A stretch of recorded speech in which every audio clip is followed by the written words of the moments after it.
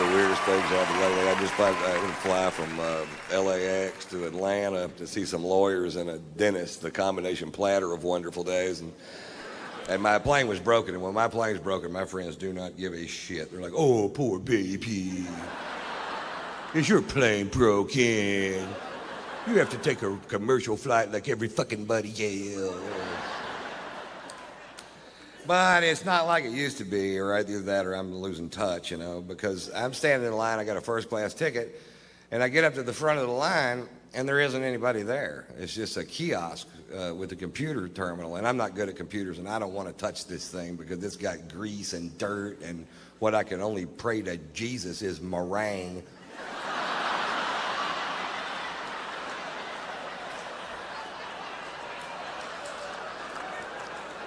But it works pretty good, you know.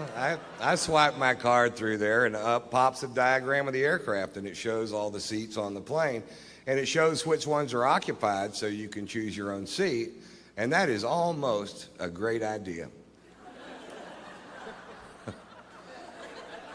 What would make that a great idea is if there was a photograph of the person sitting in that chair.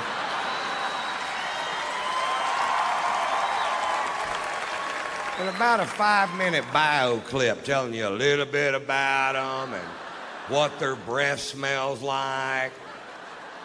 Right, because I picked my seat and I'm in first class, so as soon as I walk into the cabin, I can see my chair, and sitting right next to me is a big fat fuck. Now I know I'm heavy, but I'm not a big fat fuck. This guy was a big fat fuck, and part of him is in my chair. And I don't know if it's part of them I can sit on.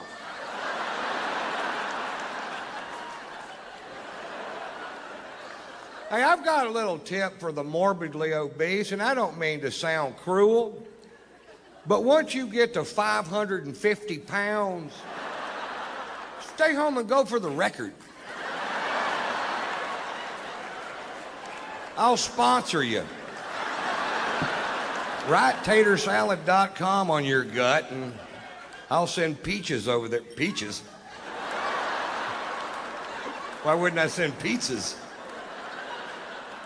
I'll send peaches in a salad. But where would be the comedy, Mr. White? Oh, so you're all hung up about that, huh?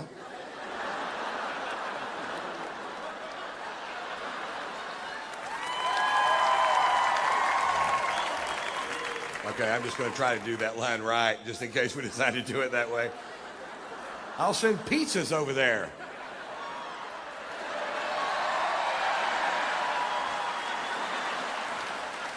Oh, that is funny. He said pizzas. Oh, Mr. White, boy, he's rich tonight. I get to Atlanta, and I check into the Ritz-Carlton Hotel, and the next morning I go to take a shower, and there's no hot water. And I call the front desk, and I tell the girl at the front desk, I said, there's no hot water. And the girl at the front desk said, sometimes there's no hot water.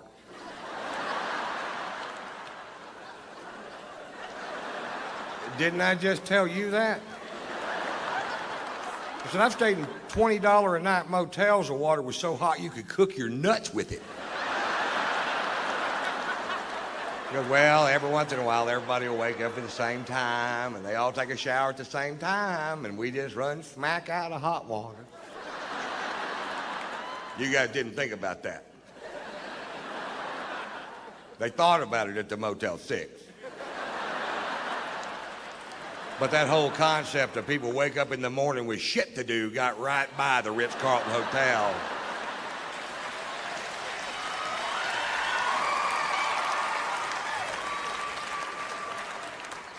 So I take a nice cold shower. And then I got to go meet with these lawyers. Now, I hate lawyers. I just can't stand them, and I hate them worse than you do, no matter how much. Have you ever seen video of that guy shooting his lawyer, and his lawyer's trying to hide behind that little tree, and he just keeps shooting? That's the funniest fucking thing I've ever seen in my goddamn life. I've got that on my video iPod, and if I just need a chuckle sometime during the day, I just hit the play button. Play, pow, pow, pow, pow, ha, ha, ha, ha, ha.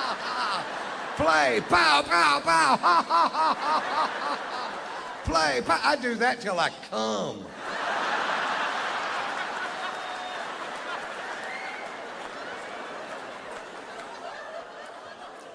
Then I got to go to the dentist. You see how my day's shaping up. Cold shower, lawyers, dentist. The trifecta of fucked up day. And I couldn't eat because of what I had to do there. So now it's 2:30 in the afternoon. Before I finish this story, will admit that I'm in a foul mood. My mouth is starting to hurt, and I haven't eaten all day. And I'm going to go eat lunch at this place called the Clubhouse. It's at Atlantic Square Mall in Buckhead. And I used to eat there all the time. I live in both cities, and I pull up. Now, all this out here used to be just regular parking, but now the whole thing is valet parking, so you can't just park your car and go get some food. You have to wait for this little prick in a little red truck to wake up. But he isn't going to wake up because he's got on headphones and mirrored sunglasses, and he's looking the other direction, watching these two girls walk down Peachtree Boulevard.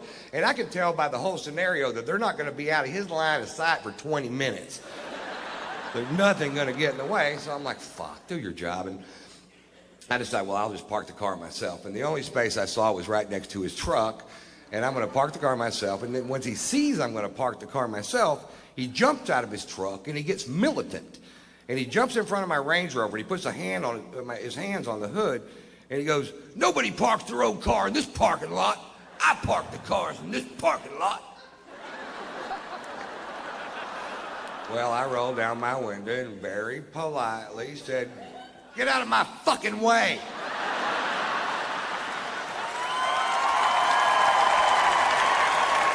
He goes, nobody talks to me like that. You can't park your car in this parking lot. And I said, fuck you. He goes, I'm calling the police. What's your first and last name? I said, it's fuck you. It's F-U-C-K, capital Y-O-U. Fuck you. That's my name. He gets on his radio and calls the Dalai Lama of all parking lot attendants, who comes squealing up in his little red truck. Apparently they give them to him. He hops out of the truck like he's going to do something. He immediately recognizes me, and you see this big, oh shit, wash over his face. He literally shoves this kid out of the way and starts apologizing. He said, Mr. White, I am sorry. I said, listen, this kid's not doing his job. He's an insolent little piece of shit, and he needs to have his ass reamed. He goes, Mr. White, he's going to have his ass reamed by me and my boss's boss. And I was like, well, I had no idea the chain of command went that deep in the parking lot.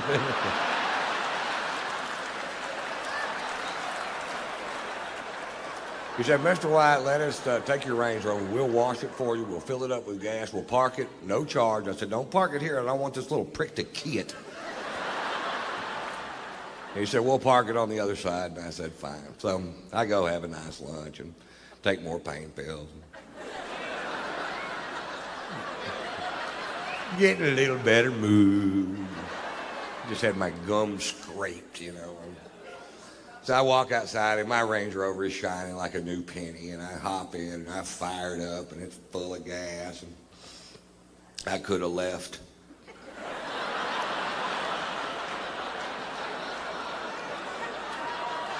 But instead I drove back over there where that kid was. I rolled down my window and he rolled down his window, and I went, how'd that work out for you? Pretty good?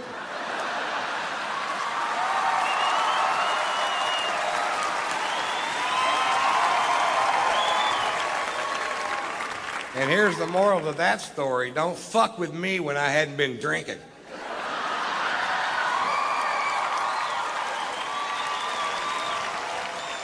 Pulitzer Prize-winning author Norman Mailer died last year at the age of 84 years old. For the last 60 years of this man's life, he drank to excess every day. He was married 6 times. He smoked pot. He stabbed his second wife. And I've never read one of his books, but I got to tell you, I'm a huge fan.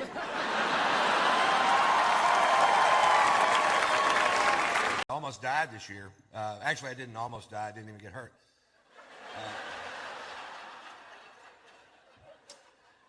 I was in a near-miss plane crash. We were making a movie, and I was flying from Flagstaff, Arizona to Phoenix, Arizona, because my manager doesn't own a Globe.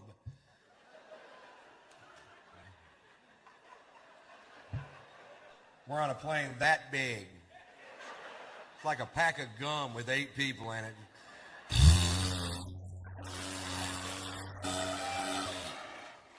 And what happened was we took off from the Flagstaff Airport Hair Care and Tire Center there. We're traveling at half the speed of smell.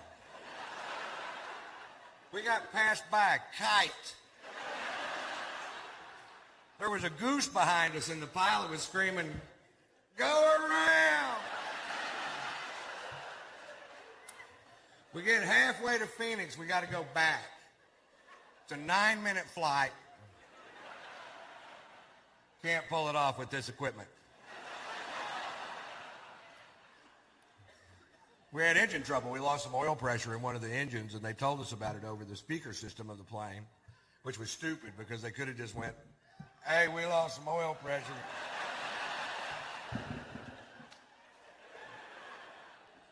Heard you. Sure did. It was weird. Everybody on the plane was nervous, but I'd been drinking since lunch. I was like, "Take it down. I don't give a shit."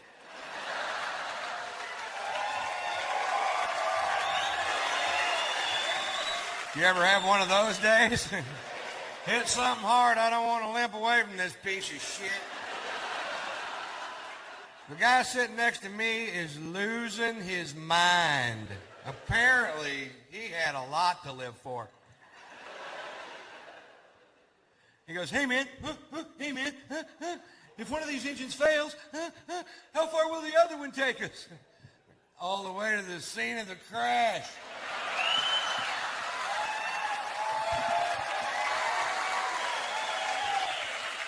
Which is pretty handy because that's where we're headed. I bet we beat the paramedics there by a half hour. We're hauling ass.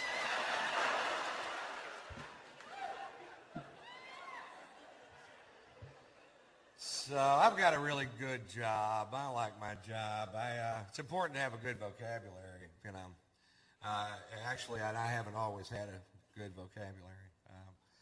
When I was young, if I'd known the difference between antidote and anecdote, my friend Bob Schneider would still be alive today.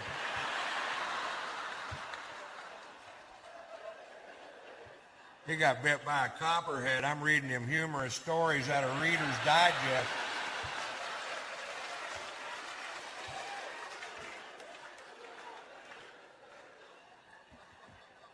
I'll tell you a little bit about myself. I'm from Texas. I'm a cowboy, a real cowboy. I was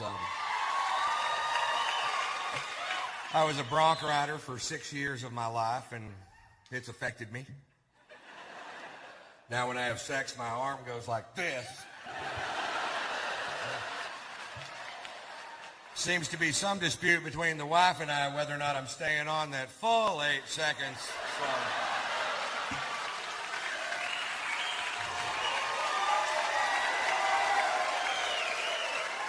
So we got the timer and buzzer and set it up right there in the bedroom, and I taught her the meaning of the phrase most of the time. Would have been all the time, but she won't let me tie that rope around her waist anymore. She hates it when I spur her out of the chutes.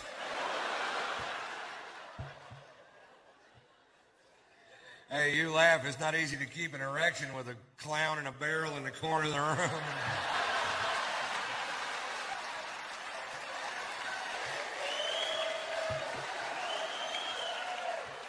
Is it, sir? You got to focus. I'm probably not a typical Texan in that I don't hunt. I fish, but I don't hunt. And not because I think it might somehow be more holy to eat meat that's been bludgeoned to death by somebody else. That's not it.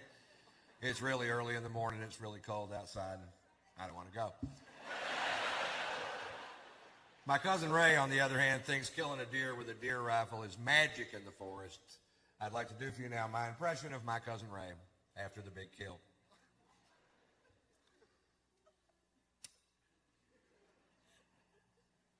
Hell, it was 4 in the morning. 22 degrees outside.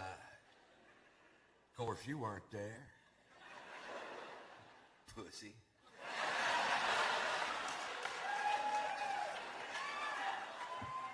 I'm in a camouflage deer blind with grease paint on my face. I've got deer urine on my boots. I'm not sure why. I made that part up. I got a 30-06 with a 12-power scope and a bullet that'll travel 2,200 feet per second. When that deer looked up to lick the salt sucker I'd hung from the danged old tree, caught him right above the eye. Like, yeah, well, I hit one with a van. Going 55 miles an hour with the headlights on and the horn blowing. Woo, that's an elusive little creature. If you ever miss one, it's because the bullet's moving too fast. Slow the bullet down to 55 miles an hour, put some headlights and a little horn on it. The deer will actually jump in front of the bullet.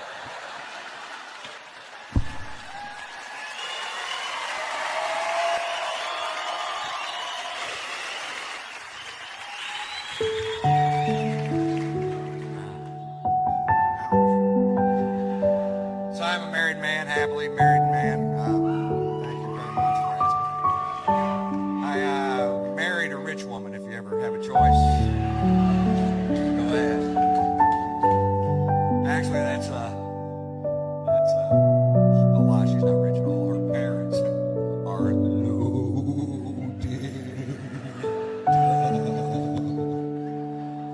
And they hate my guts.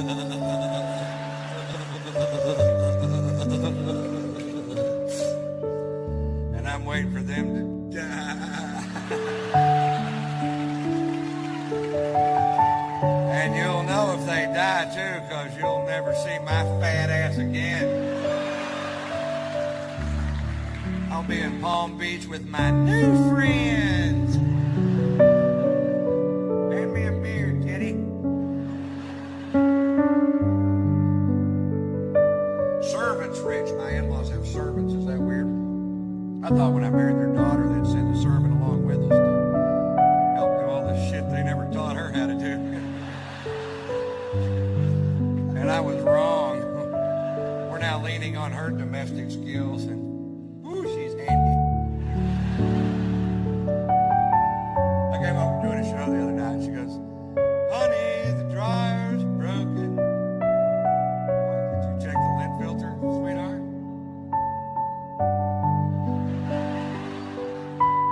Sit down, honey, I'll check it. I open it up. Is there anything in there?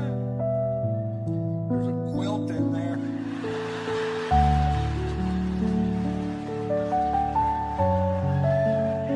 Look, you made a sofa cushion.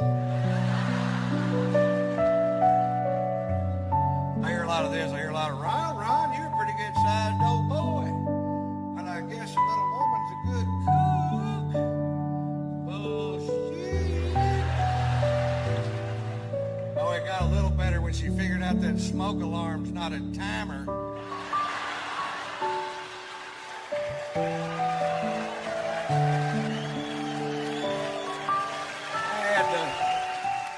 I had to tell her, honey, the food is done before that particular buzzer goes off.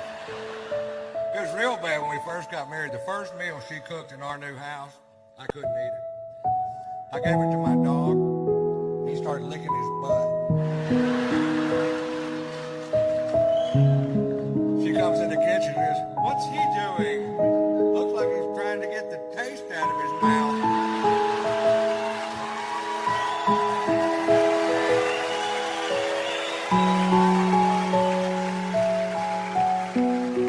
Everything's an emergency to my wife because she never had to deal with her own problems. Spoiled and catered to her whole life. There's no cure, right, for that.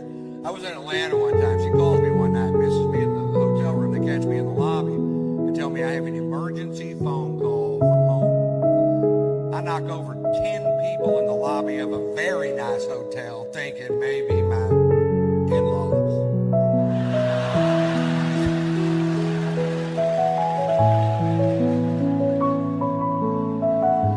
I call her, she tells me my dog Sluggo just took a dump on the new carpet. Shoot him.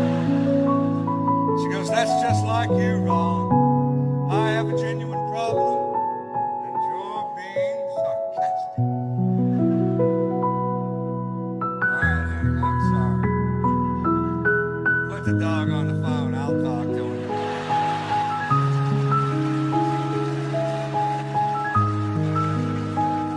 What do you want me to do? I'm in Georgia. I can't pick up the turd.